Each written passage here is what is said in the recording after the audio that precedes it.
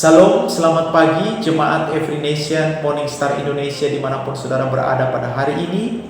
Saya berdoa kiranya Tuhan melawat saudara dengan anugerah dan kasih-Nya, dan juga damai sejahtera Allah yang melampaui segala akal memelihara hati dan pikiran saudara di dalam Kristus Yesus. Di tengah situasi yang sulit yang sedang kita alami di hari-hari ini, tentunya kita terus berharap, terus menantikan Tuhan, terus percaya bahwa apa yang Tuhan kerjakan di dalam kehidupan kita, Dia yang memulai pekerjaan yang baik, Dia akan meneruskan sampai pada akhirnya. Saya akan membagikan kepada saudara suatu kebenaran firman Tuhan dari Filipi pasal 4 ayat yang keempat sampai 8, surat Paulus kepada jemaat di Filipi pada saat itu, untuk mendorong mereka terus percaya, untuk mendorong mereka terus berharap, menasihatkan jemaat itu untuk terus mengandalkan Tuhan dalam situasi dan keadaan yang mereka alami. Filipi pasal 4 ayat 4 sampai 8, demikian firman Tuhan. Bersukacitalah senantiasa dalam Tuhan, sekali lagi kukatakan bersukacitalah. Hendaklah kebaikan hatimu diketahui semua orang, Tuhan sudah dekat. Janganlah hendaknya kamu khawatir tentang apapun juga, tetapi nyatakanlah dalam segala hal keinginanmu kepada Allah dalam doa dan permohonan dengan ucapan syukur. Damai sejahtera Allah yang melampaui segala akal akan memelihara hati dan pikiranmu dalam Kristus Yesus. Jadi akhirnya saudara-saudara, semua yang benar, semua yang mulia, semua yang adil, semua yang suci, semua yang manis, semua yang sedap didengar, semua yang disebut kebajikan dan patut dipuji, pikirkanlah semuanya itu. Bapak Ibu yang dikasihi Tuhan, surat Paulus kepada jemaat di Filipi ini adalah surat yang sangat luar biasa, karena keadaan Paulus pada waktu dia menulis surat ini adalah benar-benar memprihatinkan. Paulus sedang berada dalam penjara. Paulus sedang menghadapi suatu hukuman dan pengadilan yang memutuskan untuk membunuh dia. Bahkan juga dia sedang menderita kesakitan pada saat itu. Tetapi yang luar biasanya, ketika dia menulis surat ini, suratnya penuh dengan kata sukacita. Sekitar 16 kali kata sukacita disebutkan di dalam surat Filipi ini. Bahkan seorang ahli teologi von Hugel berkata atau menyebut surat ini sebagai surat bercahaya di tengah penderitaan dan tekanan hidup. Bapak Ibu yang dikasihi oleh Tuhan, dalam situasi dan keadaan yang dialami oleh Paulus sendiri pada saat itu, tekanan bahkan penjara yang mengurung dia, tidak memberhentikan niatnya, tidak memberhentikan roh yang ada dalam dirinya untuk terus menasihati orang lain, untuk terus memberikan dorongan kepada orang lain yang pada saat itu juga berada dalam situasi dan tekanan yang sulit.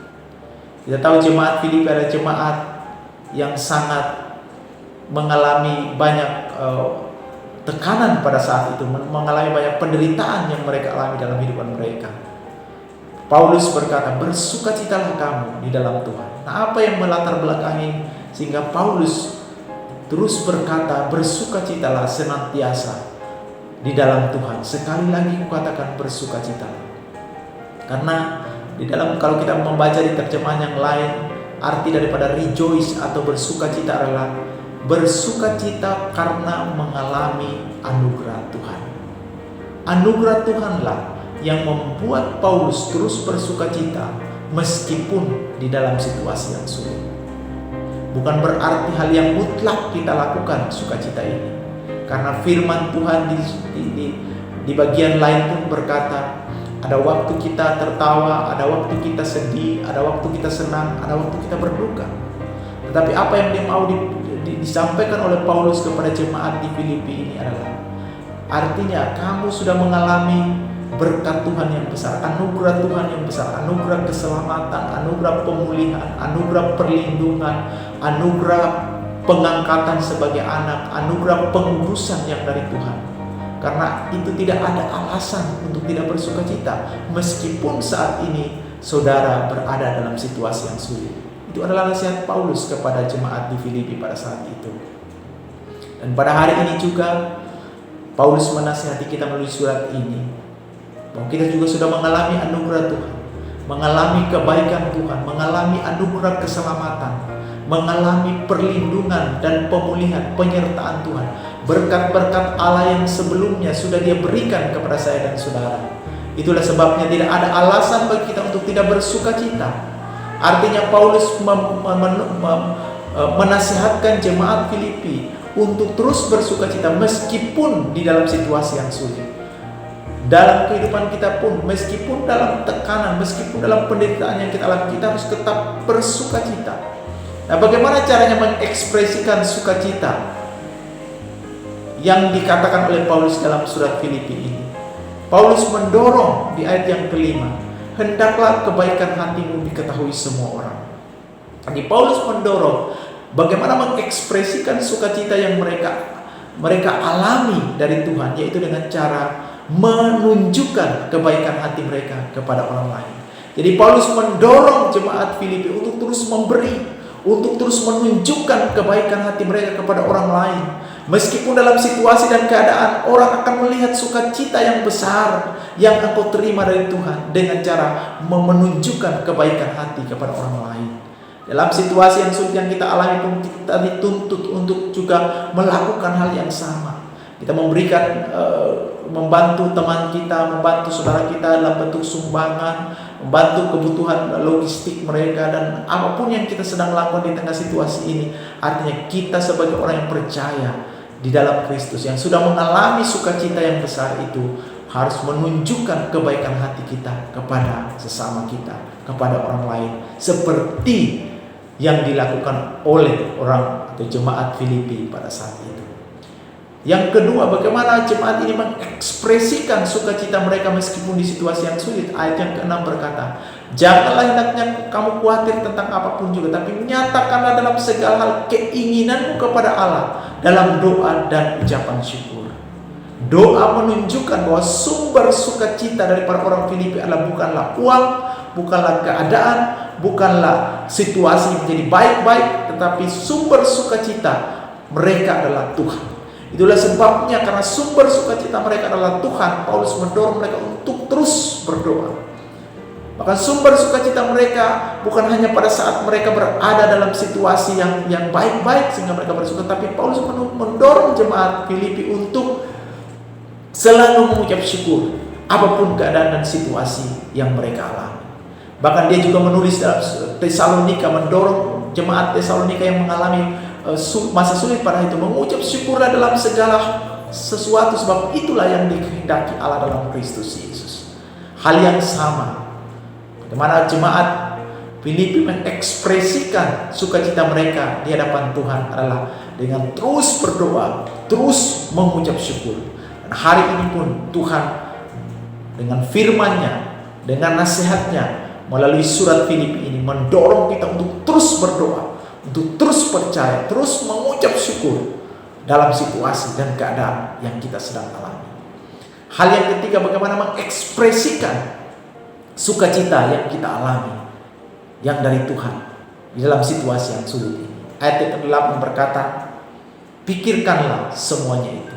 Pikirkan yang benar, yang mulia, yang patut dipuji, yang disebut kebajikan. Pikirkanlah semuanya itu. Adalah kecenderungan kita tergoda untuk membuat kata-kata atau kata-kata yang mengutuki diri kita, mengutuki keadaan kita, bahkan mungkin mengutuki Tuhan dalam situasi yang sulit seperti ini. Tapi Paulus mendorong jemaat di Filipi pada saat itu, hati-hati dengan apa yang engkau pikirkan, hati-hati dengan apa yang engkau katakan di tengah situasi yang sulit itu. Karena itu pikirkan yang benar. Dalam terjemahan lain, rekam di otakmu hal-hal yang benar, rekam di dalam pikiranmu hal-hal yang benar, sehingga apa yang engkau katakan, apa yang engkau ucapkan itu sesuai dengan kebenaran firman Tuhan.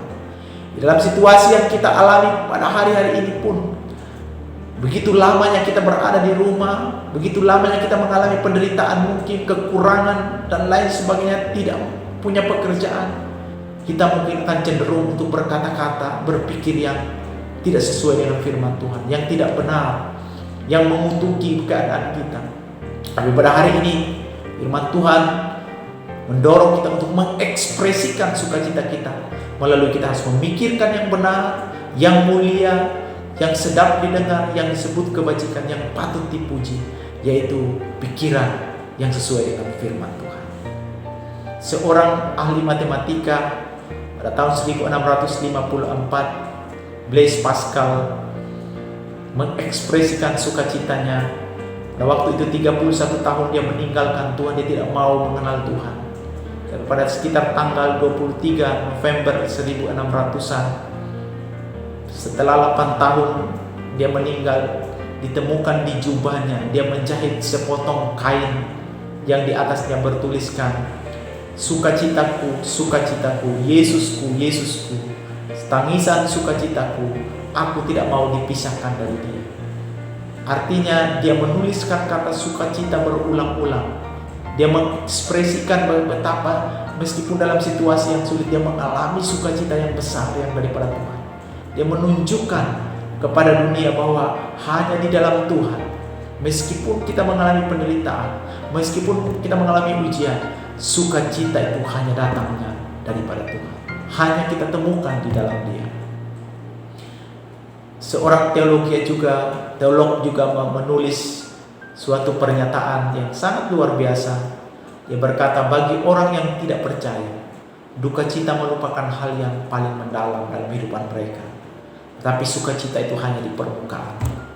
Tetapi bagi orang yang percaya, duka cita itu merupakan hal yang di permukaan. Tetapi sukacita merupakan hal yang paling mendasar.